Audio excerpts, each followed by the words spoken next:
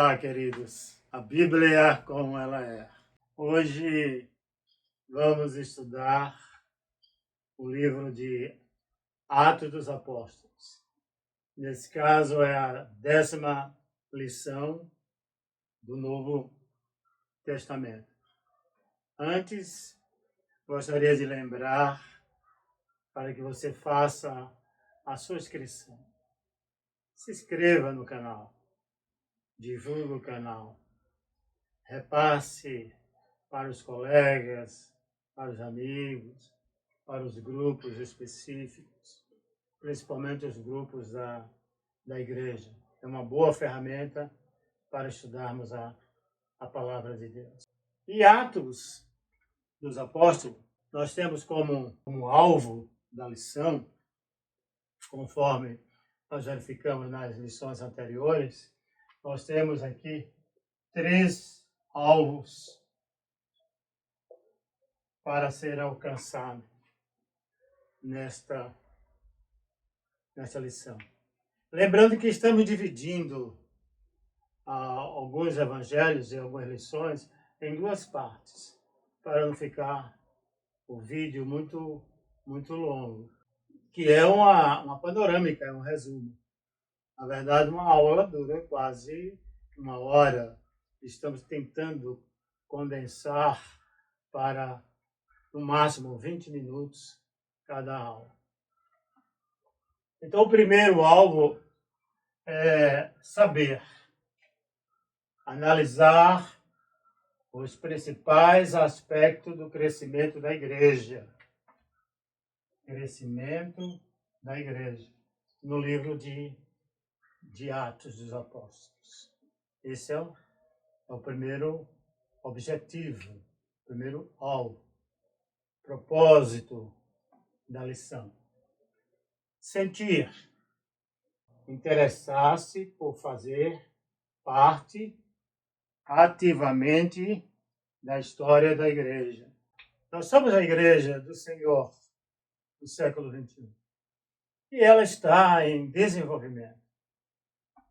Ela está crescendo, alcançando camadas sociais, nações, etnias. O evangelho penetra em todas as classes sociais. O evangelho é para os ricos, para os pobres, para as mulheres, para os homens, para as crianças. Nós estamos crescendo desde o primeiro século até o século XXI. E o terceiro alvo, agir e identificar em qual fase de crescimento espiritual está e buscar crescimento. Em que fase a igreja está? Em que fase a igreja de Atos estava? E como buscar? E como eles fizeram para alcançar o mundo? Porque eles alcançaram o mundo conhecido da época. Então, são os 3 alvos da nossa lição. A introdução do livro de Atos dos Apóstolos. É bom lembrarmos que o título Atos dos Apóstolos foi colocado posterior. Ele era apenas conhecido como Atos. Depois os pais da igreja acrescentaram dos apóstolos. E nós vamos verificar e entender que o livro Atos dos Apóstolos não conta a história dos apóstolos. Apenas são mencionados com muita frequência, com relevância, 2 apóstolos. Um que começou como discípulo de Jesus e o outro que foi escolhido desde o ventre da mãe, que é o apóstolo Pedro e o apóstolo Paulo. Ele narra, em poucas palavras, menciona Tiago, no capítulo 12, filho de Zebedeu, fala também de João, mas é coisa bem rápida. Então, portanto, não condiz com o título, Atos dos Apóstolos. Outros vão dizer que o título poderia ser Atos do Espírito Santo, por causa do derramamento do Espírito Santo no capítulo 2 de Atos dos Apóstolos. E pela condução da igreja, o Espírito Santo conduz os apóstolos. É ele que determina, é ele que guia, é ele que fala, que coloca a palavra no coração dos líderes. Então, é o Espírito Santo que atua de forma profunda e visível no livro de Atos dos Apóstolos. Poderia ser chamado Atos do Espírito Santo, mas aí ficou como Atos dos Apóstolos. É um livro de caráter histórico, conta o crescimento, narra as viagens, as 3 viagens do apóstolo São Paulo, conta o processo de desenvolvimento, de evangelização das nações. Então é um livro considerado um livro histórico. Não há outro livro secular ou com visão eclesiástica, editado por pessoas ligadas à igreja, que fale com tanta clareza, com tanta objetividade, como Atos dos Apóstolos. Em Atos também é um livro que é o único livro que apresenta de forma histórica a ascensão de Jesus Cristo. E isso nós vamos encontrar no livro de Atos, capítulo 1, no versículo 11. Os quais lhe disseram: varões galileus, por que estás olhando para o céu? Disse Jesus, que dentre vós foi recebido em cima no céu, há de vir, assim como para o céu o viste ir. Então, historicamente, é o único que fala da ascensão de Jesus, ou seja, da subida do Filho de Deus para os céus. Atos dos Apóstolos é o segundo de uma obra de 2 volumes. É bom entendermos quem escreveu Atos dos Apóstolos escreveu também o livro de Lucas. No início, a circulação era de apenas um volume, Evangelho de Lucas e Atos dos Apóstolos. Depois fizeram a separação. Lucas como o Evangelho e Atos falando do desenvolvimento e crescimento da igreja. Isso nós encontramos logo no prefácio do Evangelho e de Atos dos Apóstolos, no capítulo 1. Então, foi escrito pelo médico Lucas e teve como destinatário Teófilo. Teófilo era um amigo de Lucas. Provavelmente, alguns estudiosos conjecturam a questão de que esse Teófilo, que era uma pessoa bem conhecida e respeitada na sociedade, isso nós vamos encontrar em Lucas 1,14, Lucas 1, de 1 a 4 e Atos 1:1. Em Atos 1:1, nós encontramos, primeiro essa leitura, Atos 1:1, diz: fiz o primeiro tratado, ó Teófilo, acerca de tudo que Jesus começou, não só a fazer, mas a ensinar. Aqui ele menciona, aqui ele faz um link com o Evangelho. O Evangelho narra os ensinamentos, nascimentos, ensinamentos, as pregações de Jesus, as realizações, os milagres durante o ministério de Jesus. Em Lucas, capítulo 1, ele fala de Teófilo. Tendo, pois, muitos empreendido por em ordem a narração dos fatos que entre nós se cumpriram, segundo nos transmitiram o mesmo, que os presenciaram desde o princípio e foram ministros da palavra. Pareceu-me também a mim conveniente descrevê-los a ti, ó excelentíssimo Teófilo, por sua ordem, havendo-me já informado minuciosamente de tudo desde o princípio, para que conheças a certeza das coisas de que já estás informado. Então, Teófilo era um amigo do médico, o Lucas, que era o gentio, é o único gentio a escrever um livro do Novo Testamento, o médico Lucas. Pelo tratamento usado a Teófilo, ó excelentíssimo, esse tratamento era usado para as autoridades. Então era um homem muito conceituado e respeitado. Possivelmente foi ele deu todas as condições para que Lucas escrevesse o Evangelho e Atos dos Apóstolos. Aqui nós temos uma visão panorâmica do livro de Atos dos Apóstolos. São as informações básicas.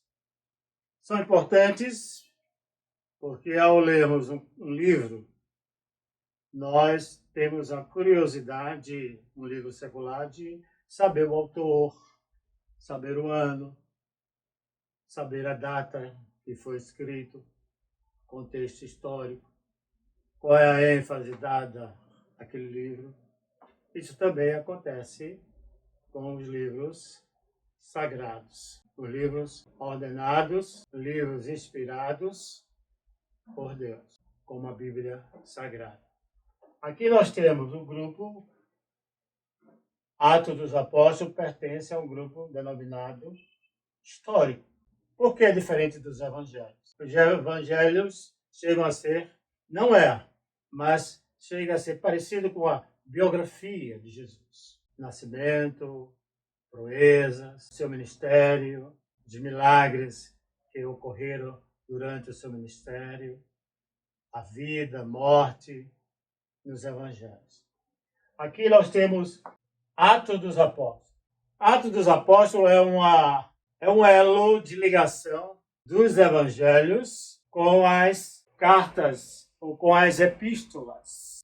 Enquanto nós temos aqui os ensinamentos, o evangelho prevê a igreja e as epístolas pressupõem a igreja. Portanto, é um elo de ligação entre a igreja está surgindo ali, através da vida de Jesus, e agora com as epístolas, que é os ensinamentos, que nós chamamos de o processo doutrinário.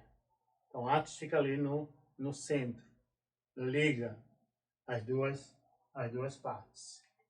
O autor foi Lucas, o médico, nós já falamos sobre isso.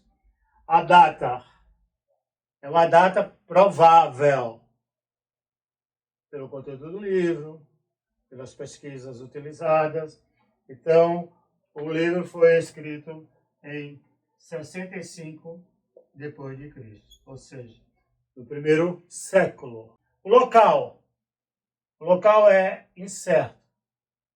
Nenhum estudioso pode afirmar com tanta convicção qual foi o local que o médico Lucas escreveu Atos dos Apóstolos. No alvo, o livro foi escrito para judeus e gentios. A gente irá perceber que na própria composição linguística de Atos dos Apóstolos, o esboço, nós vamos verificar ali dois personagens que se identificam com esses dois grupos. Primeiro, aqui nós temos Pedro, que é um judeu, e o livro começa com Pedro como protagonista. E na segunda parte nós temos Paulo, aqui como apóstolo dos gentios. Depois da conversão de Paulo no capítulo 9, aí nós temos a partir daí, Atos vai estar acompanhando os movimentos do apóstolo Paulo em suas viagens missionárias. O versículo-chave é Atos 1:8. Mas recebereis a virtude do Espírito Santo, que há de vir sobre vós, e semeeis testemunhas, tanto em Jerusalém, como em toda a Judéia e Samaria, e até aos confins da terra. Este é o versículo-chave. A expressão-chave é o Espírito Santo. O esboço do livro de Atos. Nós temos aqui um quadro, Deus, Atos, capítulo 1, do versículo 1 até o versículo de número 4, de 1 a 8, o período dos judeus, do testemunho da igreja, são 7 anos. O líder Pedro, nesse primeiro período, narrado no livro de Atos. Tem como protagonista o apóstolo Pedro, que era um judeu raiz. Atos 8, versículo 4 até o 12, versículo 25, o período de transição do testemunho da igreja são 10 anos. O líder continua sendo Pedro. O autor faz esse período de transição, como fosse uma ponte. Pedro está em evidência e agora vai entrar um outro personagem na narrativa de Atos dos Apóstolos, que é exatamente a terceira parte do livro, que é Atos 12, de 1 a 28, 31. O período dos gentios, do testemunho da igreja, são 16 anos. E aí entra o apóstolo. Percebam que nessa divisão, em partes, tem uma palavra que chama a atenção, que é a palavra que está dentro do versículo-chave, que é a palavra testemunho. Jesus já não estava fisicamente com eles. No capítulo 1, nós verificamos a ascensão de Jesus, a ida de Jesus para o Pai. Sai desse mundo visível, o mundo inferior, e vai agora para o mundo superior. E agora fica quem? Os apóstolos. Então os apóstolos começam agora, a partir daí, da descida do Espírito Santo em Pentecostes, que alcançou mais, primeira experiência, 120 pessoas. A partir daí, o evangelho começou a se desenvolver, a crescer em qualidade e número. Porque a qualidade traz número, não é o inverso. Encher a igreja para ter uma qualidade, não. Se você tiver uma membresia de 20 pessoas, temente a Deus, obediente à palavra, a igreja cresce naturalmente. A força agora não está no Cristo falando, Jesus falando. A força agora está no poder da palavra. É crer agora na palavra. A palavra que foi proferida, pregada e ensinada pelo Rabi Jesus Cristo. Por isso que quando aquele milagre narrado nos primeiros capítulos de Atos, aquele homem que estava lá pedindo esmola, Pedro diz, não tenho ouro nem prata, mas o que tenho eu te dou. Levanta-te em nome de Jesus. Então, creia na palavra, creia no Jesus Cristo, no querigma, na transmissão da palavra. Então, o mais importante aqui em Atos dos Apóstolos é a força que tem a palavra através dos testemunhos. Atos é uma sentença. Lucas apresenta a confirmação da expansão da mensagem de Cristo pela ação do Espírito Santo por meio dos apóstolos, pelas perseguições. Aqui se fôssemos resumir o livro de Atos, é uma proposição, é um parágrafo. Então nós teríamos exatamente isso aqui. A confirmação da expansão da mensagem, Atos mostra isso, mostra o poder da palavra, a palavra Logos, que era o Cristo encarnado, ó. O verbo se fez carne, ou seja, o verbo aí é a palavra. Então a palavra de Cristo que foi pregada, e Paulo e alguns teólogos chamam de o querigma, ou seja, é a mensagem proclamada pela ação do Espírito Santo. É o Espírito Santo que conduz. É o Espírito Santo que conduz Filipe a falar a palavra ao etíope. É o Espírito Santo que leva Paulo para algumas regiões e até mesmo impede Paulo de pregar, como aconteceu, que ele queria ir para a Ásia e o Espírito Santo disse, não, você vai para a Europa, passa a Macedônia. Então é a ação do Espírito Santo por meio dos apóstolos. Essa responsabilidade de testemunhar, essa responsabilidade de falar, não foi atribuída aos anjos, mas sim aos homens. Aqui eu tenho os apóstolos, logo no início, primeiro século, né? Logo após a difusão, o derramamento do Espírito Santo. E a igreja crescia também pelas perseguições. Por que pelas perseguições? Por causa da palavra. A palavra de Cristo confrontava com os valores seculares. Ia de encontro à vida que as pessoas levavam.